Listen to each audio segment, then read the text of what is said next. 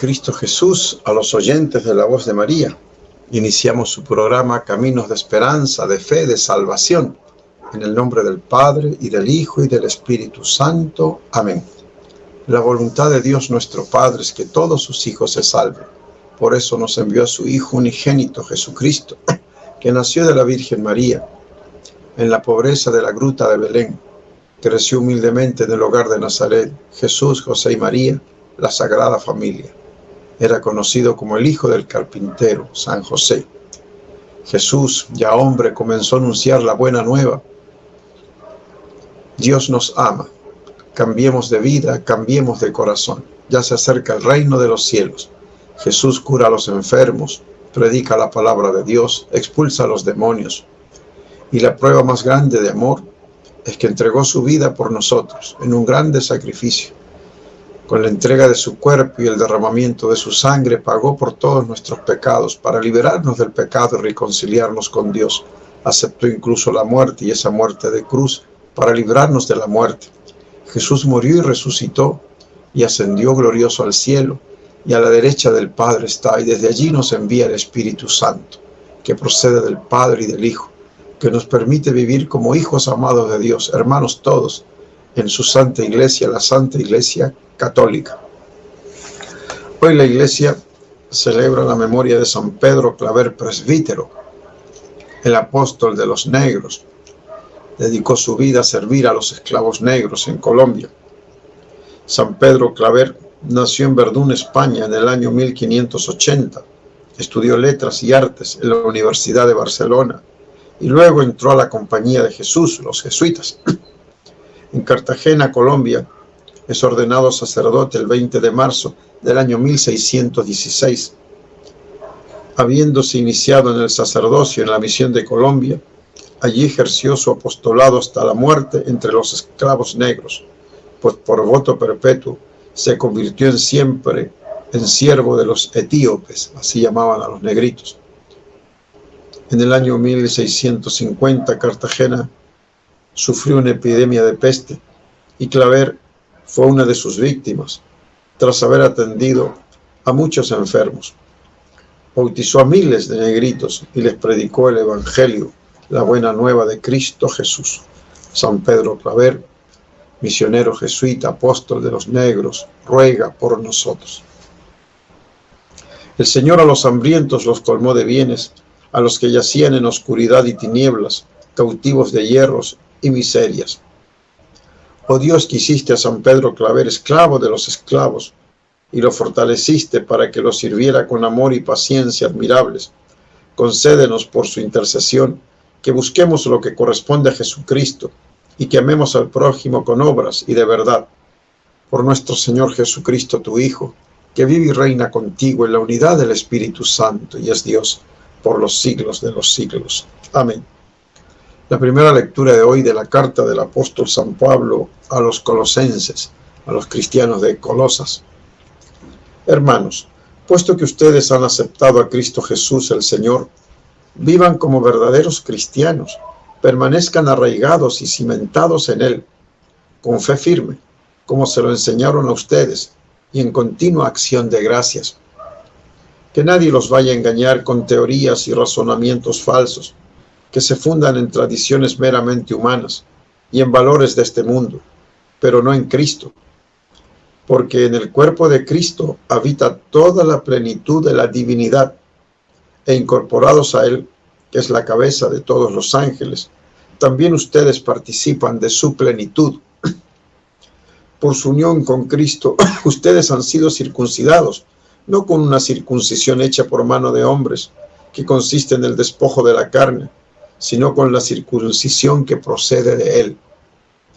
Por el bautismo fueron sepultados con Cristo y también resucitaron con Él, mediante la fe en el poder de Dios, que lo resucitó de entre los muertos.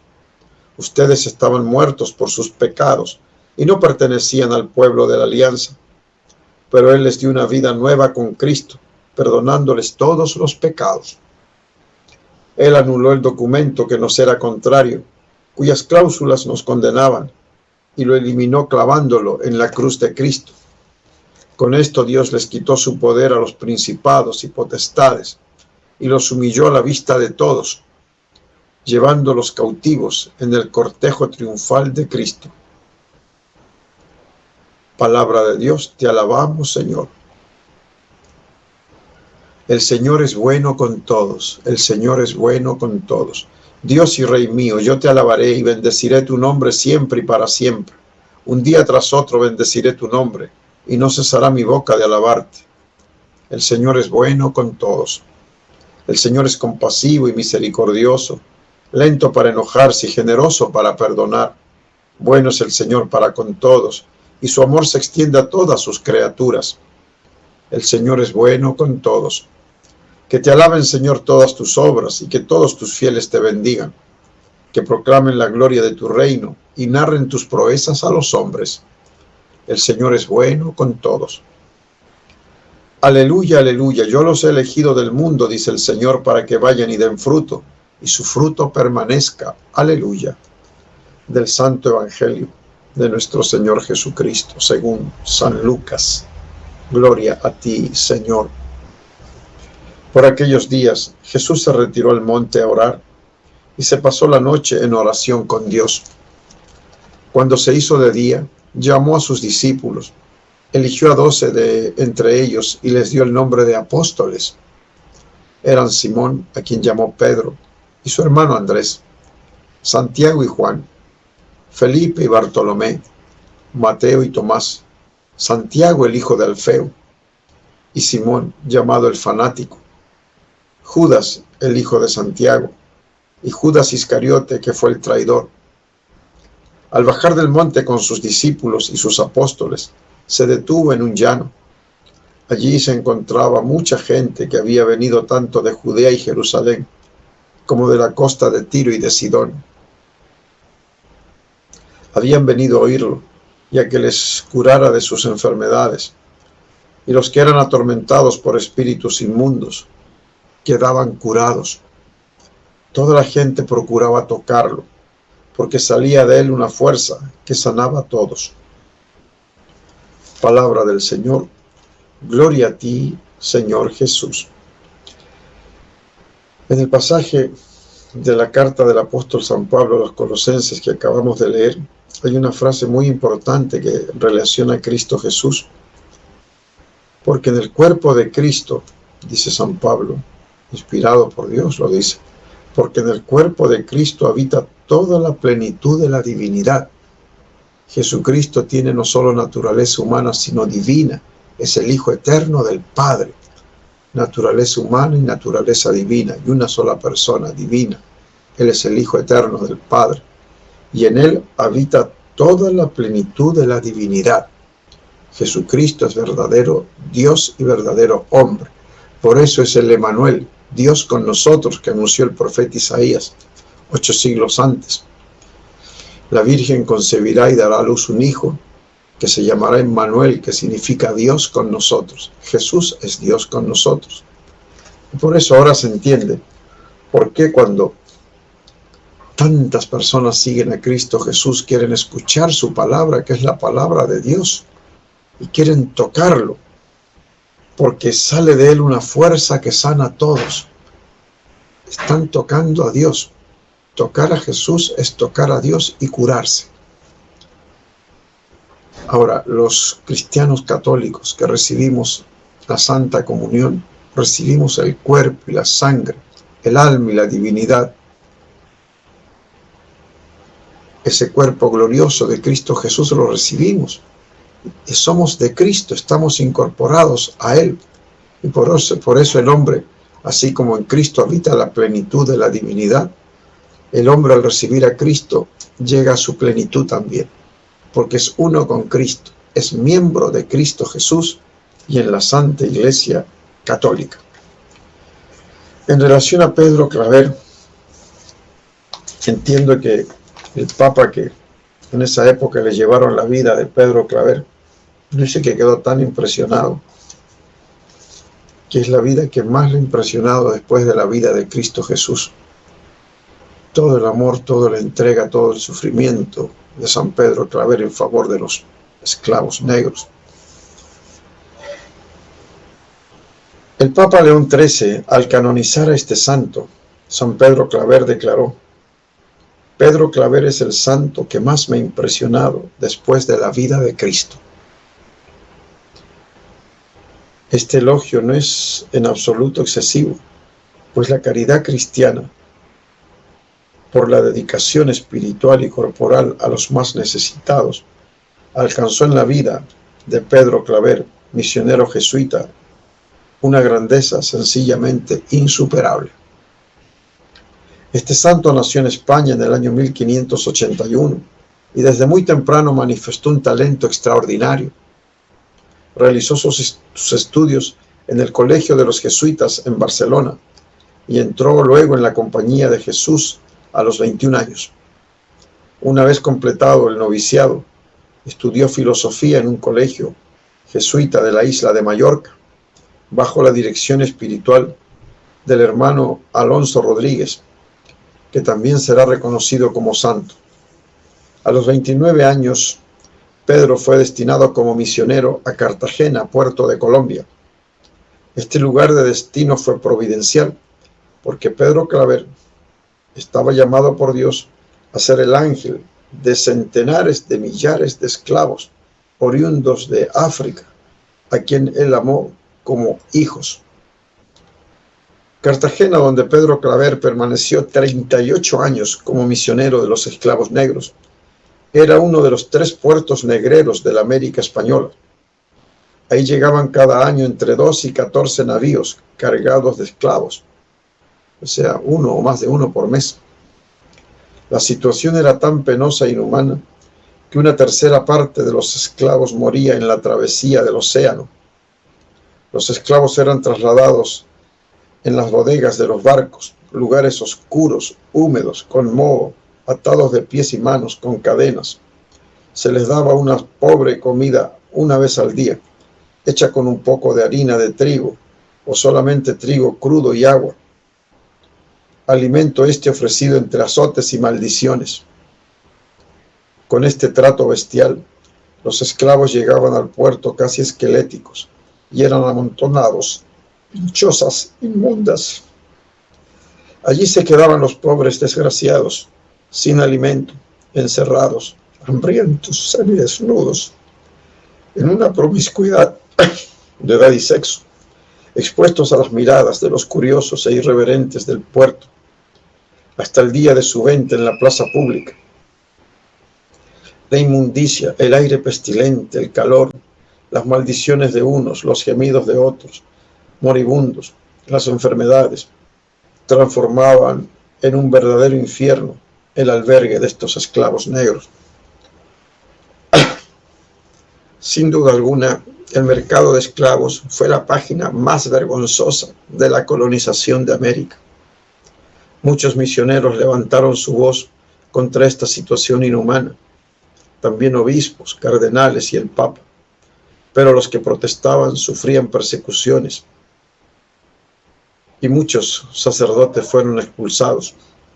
El Papa prohibió repetidamente este indigno comercio de esclavos, pero la voz de la Iglesia no lograba frenar la codicia de los comerciantes y de las autoridades interesadas en este vil negocio.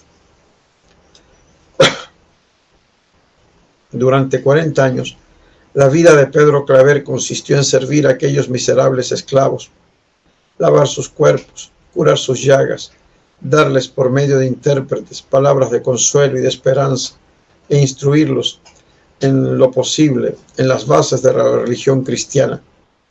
Solo Dios sabe cuánta paciencia, cuántos actos heroicos fueron necesarios por parte de Pedro Claver para ganar los corazones rebeldes de estos sufridos esclavos y conducirlos a la conversión a Cristo.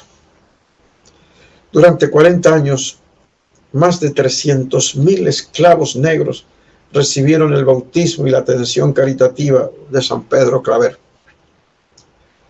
También nuestro santo se enfrentó con su heroico ejemplo y sus palabras proféticas contra el comercio de esclavos, y fue por eso muchas veces mal visto y perseguido por los vampiros que se alimentan de sangre humana. Solo tiempo después la historia le dio la razón y Colombia, que quiso sofocar su voz y su ejemplo, hoy lo considera el protector de su nación. San Pedro Claver falleció víctima de la propia caridad, atacado por la peste cuando asistía a los enfermos. Era un día 9 de septiembre, un día como hoy, del año 1654. Tenía 73 años de edad. Su nombre está relacionado a la gran comunidad de San Pedro Claver, obra pontificia en beneficio de las misiones de África y del clero indígena. San Pedro Claver ruega por nosotros para que tengamos paciencia y caridad con el prójimo. Bien. El Catecismo de la Iglesia Católica siempre nos ilumina y nos enseña cosas maravillosas, por ejemplo, en relación a la Santa Comunión que recibimos. En ella el cuerpo y la sangre, la vida, el alma y la gloriosa divinidad de nuestro Señor. El primer anuncio de este sacramento, llamado también de la Eucaristía, que significa acción de gracias. Jesús dio gracias al Padre por el pan y el vino y por la entrega para salvar a la humanidad. El primer anuncio de la Eucaristía, o acción de gracias, o Santa Comunión, dividió a los discípulos, igual que el anuncio de la pasión los escandalizó. Cuando Jesús dijo que solo el que come su carne y bebe su sangre tiene vida eterna, respondieron: es duro este lenguaje, ¿quién puede escucharlo? La Eucaristía y la cruz son piedras de tropiezo. Es el mismo misterio de salvación y no cesa de ser ocasión de división. Jesús le dijo a sus propios apóstoles, después de que se marcharon la mayoría de sus seguidores: ¿también vosotros queréis marcharos? Esta pregunta del Señor resuena a través de las edades, como invitación de su amor a descubrir que solo Él tiene palabras de vida eterna, y solo con su cuerpo y su sangre tenemos la vida de Dios en nosotros, y que acoger en la fe el don de su Eucaristía, el pan del cielo, es acogerlo a Él mismo. La institución de la Eucaristía. El Señor, habiendo amado a los suyos, los amó hasta el extremo, sabiendo que había llegado la hora de partir de este mundo para retornar a su Padre, que del Padre venía y volvía al Padre. En el transcurso de una cena les lavó los pies y les dio el mandamiento del amor, para dejarles una prenda de este amor, para no alejarse nunca de los suyos y hacerles partícipes de su Pascua. Instituyó la Eucaristía como memorial de su muerte y de su resurrección, y ordenó a sus apóstoles celebrarlo hasta su retorno. Haced esto en memoria mía. Los constituyó entonces sacerdotes de la nueva alianza. Los tres evangelios sinópticos, Mateo, Marcos y Lucas, y San Pablo nos han transmitido el relato de la institución de la Eucaristía en la última cena. Por su parte, San Juan relata las palabras de Jesús en la sinagoga de Cafarnaúm, palabras que preparan la institución de la Eucaristía. Cristo se designa a sí mismo como el pan de vida bajado del cielo. Jesús escogió el tiempo de la Pascua para realizar lo que había anunciado en la sinagoga de Cafarnaúm, dar a sus discípulos su cuerpo y su sangre en el pan y vino consagrados por su divina palabra. Esto es mi cuerpo, esta es mi sangre. Llegó el día de los ácimos, panes sin levadura, en el que se había de inmolar el Cordero de Pascua. Jesús envió a Pedro y a Juan diciendo: id y preparadnos la Pascua para que la comamos. Fueron y prepararon la Pascua. Llegada la hora, se puso a la mesa con los apóstoles y les dijo: con ansia he deseado comer esta Pascua con vosotros antes de padecer, porque os digo que ya no la comeré más hasta que haya su cumplimiento en el reino de Dios. Y tomó pan, dio gracias, lo partió y se lo dio diciendo: esto es mi cuerpo que va a ser entregado por vosotros. Haced esto en memoria mía. De igual modo, después de cenar, tomó el cáliz diciendo: este cáliz es la nueva alianza en mi sangre, que va a ser derramada por vosotros y por muchos, para el perdón de los pecados. Al celebrar la última cena con sus apóstoles en el transcurso del banquete pascual, Jesús dio un sentido definitivo a la Pascua judía. En efecto, el paso de Jesús a su Padre por su muerte y su resurrección, la Pascua nueva, el paso salvador de Jesús, es ya anticipada en la última cena y celebrada en la Eucaristía, que da cumplimiento a la Pascua judía. Los judíos fueron liberados de la esclavitud de Egipto. Jesús nos libera del pecado y de la muerte y del demonio.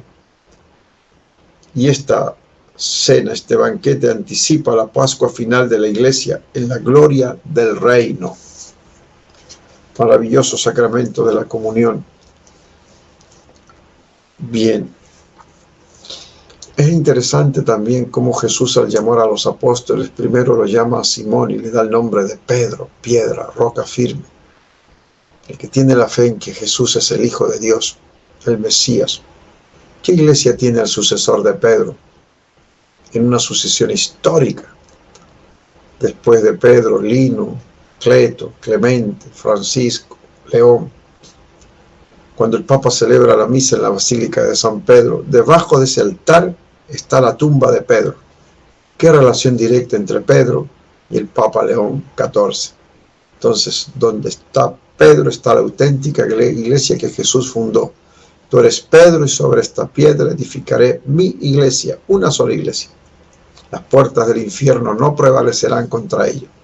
Te daré las llaves del reino de los cielos. Lo que desates en la tierra quedará atado en el cielo. Lo que ates en la tierra quedará atado en el cielo. ¿A quién se lo dice? A Pedro. Y Jesús ya resucitado. 3 veces lo confirma Pedro. Si me amas, apacienta mis corderos. Si me amas, apacienta mis ovejas. Si me amas, Pedro, apacienta mis ovejas. Le da la misión de apacentar a las ovejas. Jesús va al cielo, pero deja un pastor, a Pedro, que en el nombre de Cristo Jesús es el pastor de toda la iglesia. Así la iglesia se mantiene firme por los siglos. Los hermanos que se separan de la iglesia católica y de Pedro siguen dividiéndose y fundando nuevas y nuevas iglesias separadas, y cada uno piensa distinto del otro. Fundadas solo por hombres, no fundados por Jesucristo, verdadero Dios y verdadero hombre. Bien. Hay un antibiótico que se utiliza mucho y que está creándose ya resistencia, pero sigue siendo utilizado, que es la ciprofloxacina, ¿no? Hay muchos nombres comerciales, ¿no? Cipran, Bactiflox, etc. Siriax, son nombres comerciales, pero el nombre verdadero es ciprofloxacina. Pertenece al grupo de las quinolonas de segunda generación. Mecanismo de acción. La ciprofloxacina bloquea la actividad de las toxoisomerasas bacterianas. Son unas enzimas que están ahí en las bacterias. La ADN girasa y dificulta la replicación y lectura del ADN. Esto que es tan complicado, cómo actúa la ciprofloxacina a nivel del ADN allí, de las bacterias, termina produciendo un efecto bactericida, concentración dependiente, o sea, más ciprofloxacina, más efecto contrario a las bacterias. Por eso hay dosis de 250 cada 12 que se utiliza muy poco, 500 miligramos cada 12, 750 miligramos cada 12. Vía oral, que es una vía excelente de absorción. Otros utilizan la vía intravenosa, por ejemplo, 400 miligramos intravenoso cada 12 horas. Espectro de acción. Actúa sobre microorganismos gram positivos. La mayoría de los microorganismos gram positivos son moderadamente sensibles o resistentes, incluyendo cocos gram positivos, Rhodococcus, Corynebacterium, Listeria, Nocardia, Bacillus anthracis, Ensipelotrix, son sensibles. O sea, puede actuar sobre los microorganismos gram positivos, pero también hay resistencia. Microorganismos gram negativos. Es activo frente a la mayoría de las enterobacteriáceas, las aeromonas, Vibrio, Campylobacter, también otras bacterias Haemophilus, Moraxella, Bordetella, Neisseria, Eikenella, Aggregatibacter, Pasteurella, Brucella, Francichella, Bartonella, Legionella, Chromobacterium, Flavobacterium, Pseudomonas aeruginosa. Fíjense la cantidad de microbios, cómo tienen nombres y apellidos, y la ciprofloxacina actúa en contra de ellos. Otros bacilos gram negativos no fermentadores, como Acinetobacter baumani, Burkholderia y Xenotrophomonas, suelen ser resistentes. Bien, también actúa sobre microorganismos anaerobios, o sea que no necesitan oxígeno. Capnocitofaga, y cerca del 50% de aislados de Prevotella poripromonas son sensibles. También Fusobacterium y Bacteroides son resistentes.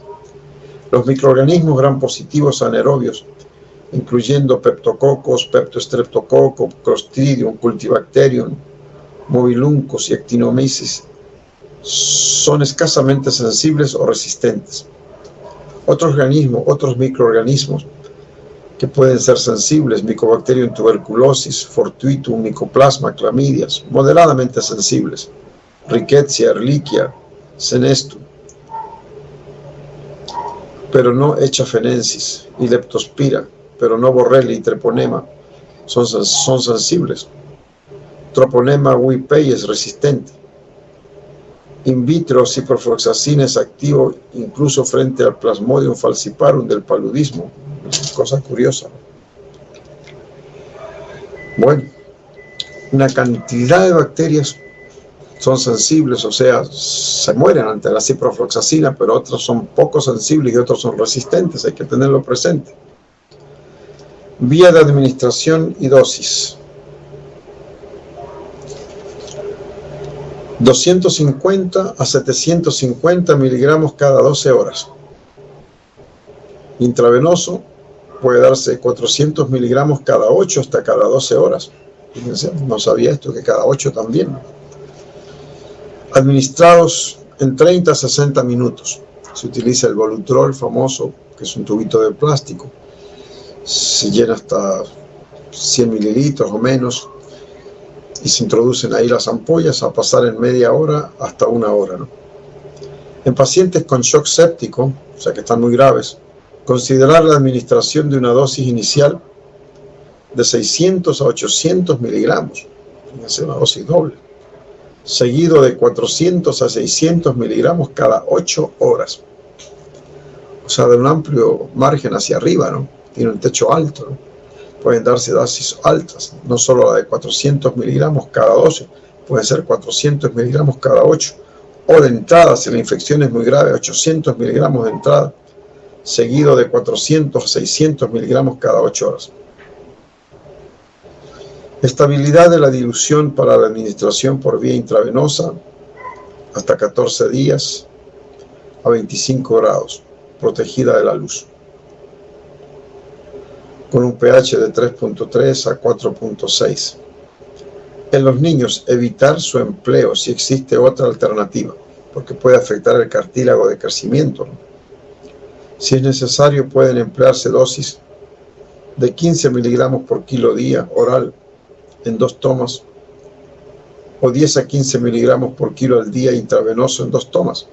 O sea, aquí ya ha cambiado un poquito las indicaciones. Antes se decía definitivamente no en menores de 15 años. Ahora hay una opción de que si es necesario podría utilizarse en los niños, pero con una dosis menor, una dosis más baja, ¿no?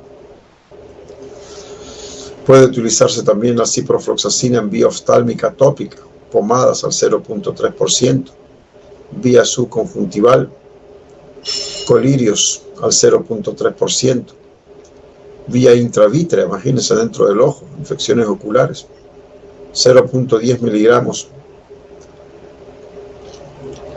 también en 0.1 mililitros cada 24 horas intravítrea, vía intraperitoneal, incluso fíjense en la cavidad abdominal, bolsa de 500 miligramos, seguido de 25 miligramos en cada bolsa. Estos son, fíjense, datos muy interesantes. Puede utilizarse también en gotas ópticas al 0.2%. En la insuficiencia renal, si hay un filtrado glomerular mayor de 30, no se necesitan cambios. Pero si el filtrado glomerular ha bajado de 10 a 30, se recomienda 500 miligramos oral cada 12 horas o 200 miligramos cada 8 o 12 horas intravenoso. Si el filtrado glomerular es menor de 10, o sea, una insuficiencia renal muy grave, 500 miligramos oral o 400 miligramos al día intravenoso, una sola vez al día. Muy bien. Si hay insuficiencia hepática, sin cambios. Bien. En el embarazo conviene evitarla si existe otra alternativa.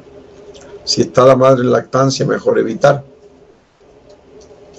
Tiene una excelente biodisponibilidad oral hasta un 75%. Bien, una concentración máxima, 250 miligramos por litro con 500 miligramos oral, 3 a 4 miligramos con 750 o 200 miligramos intravenoso. Bien, interacción con otros fármacos. Los antiácidos que contienen aluminio, calcio, magnesio, que se utiliza mucho, cuidado, el magaldato, por ejemplo, ¿no? Los preparados multivitamínicos con sulfato ferroso o zinc y el sucralfato pueden reducir la absorción de forma significativa. Entonces, conviene suspender, pues, estos antiácidos que contienen aluminio, calcio, magnesio, multivitamínicos que tengan hierro o que tengan zinc o sucralfato, puede reducir la absorción de la ciprofloxacina. El Probenecid disminuye la secreción tubular de ciprofloxacina. Ciprofloxacina puede disminuir la concentración sérica de fenitoína. Cuidado, los pacientes epilépticos que toman fenitoína puede bajar el nivel de fenitoína. Puede aumentar la concentración de teofilina, tiacinidina, erlonitiv, clozapina, olanzapina, son medicamentos psiquiátricos, ¿no? Pueden aumentar las concentraciones.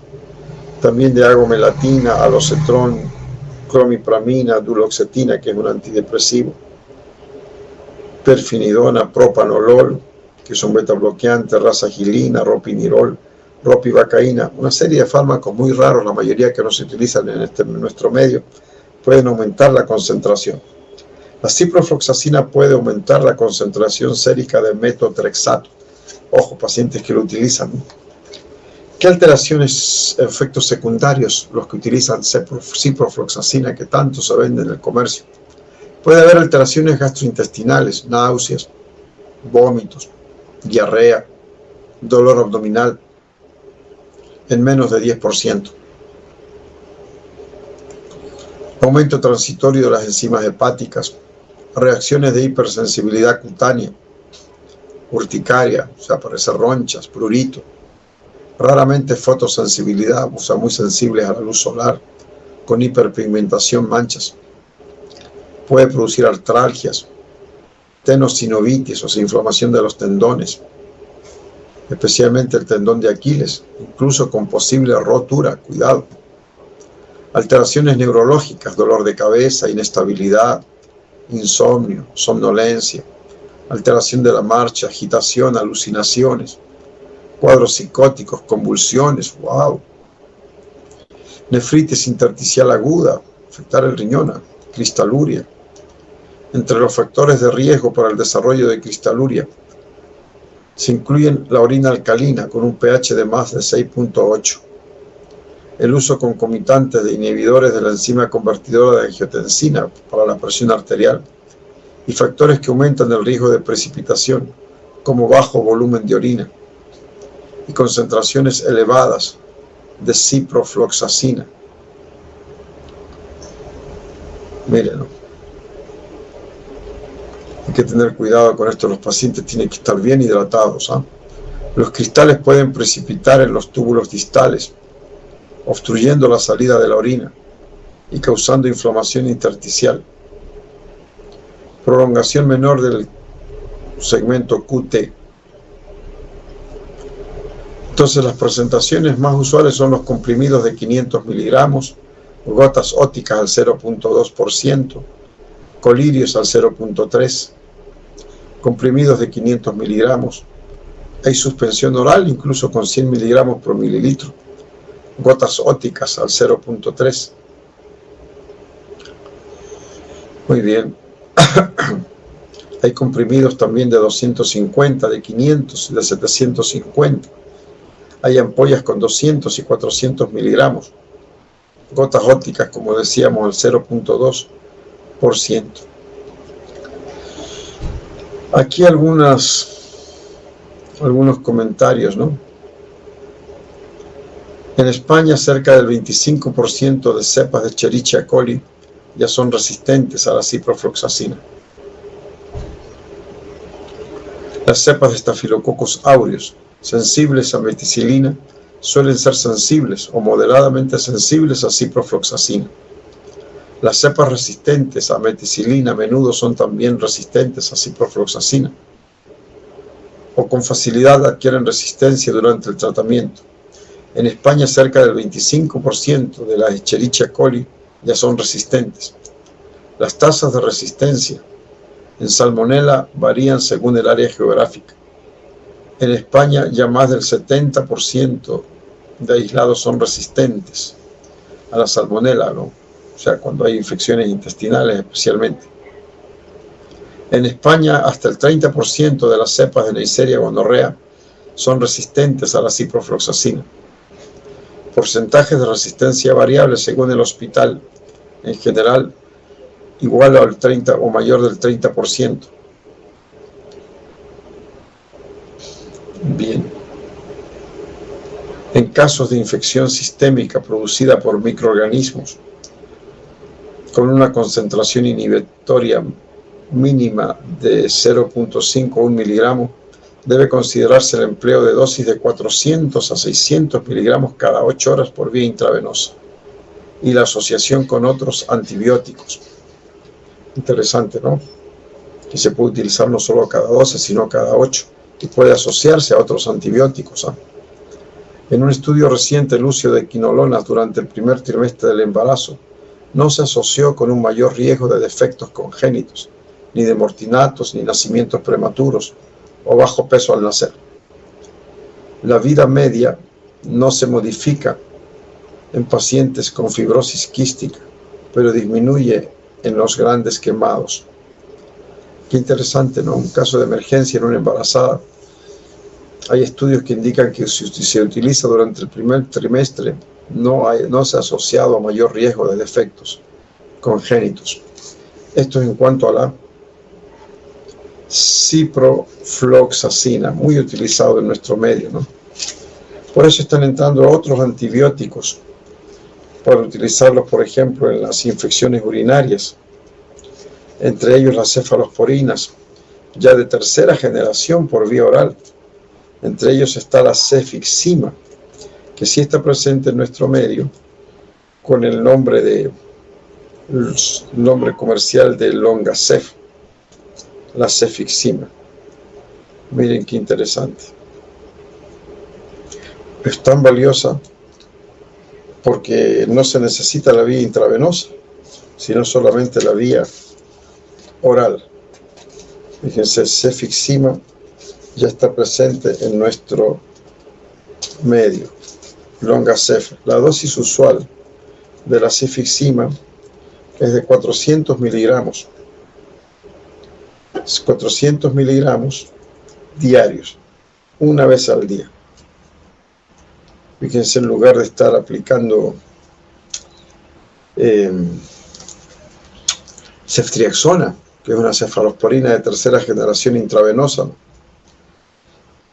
Hablando de estas poderosas cefalosporinas, ya nos pasamos a otro grupo, a las cefalosporinas. Tenemos también la ceftazidima avibactam, que también ya la tenemos en nuestro medio. Actúa la ceftazidima avibactam. Dice, en microorganismos gram negativos, es activa frente a las enterobacterias. incluyendo cepas resistentes, productoras de beta-lactamasas de espectro extendido. Bien. También las cepas de Pseudomonas aeruginosa, productoras de carbapenemasas, en su mayoría son sensibles a este antibiótico nuevo, ceftazidima avivax. Ya, nos da un minutito, Pedrito, ¿no? La dosis en los adultos intravenosa, ¿no?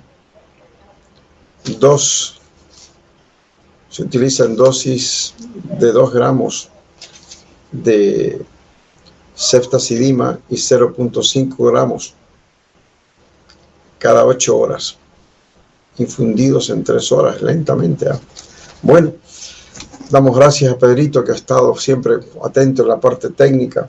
No olvidemos de encomendarnos a Pedro Claver para tener un espíritu misionero y paciente entre los más humildes. No olvidemos de acercarnos a la Santa Comunión y confesión y comunión. Y terminamos con los consejos que dio la madre del nuevo santo, Carlo Acutis.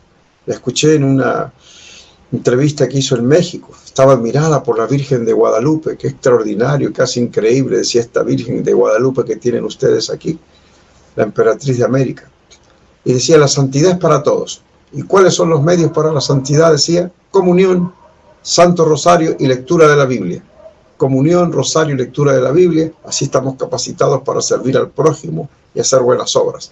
Hasta la próxima semana, Dios mediante, con Jesús, José y María.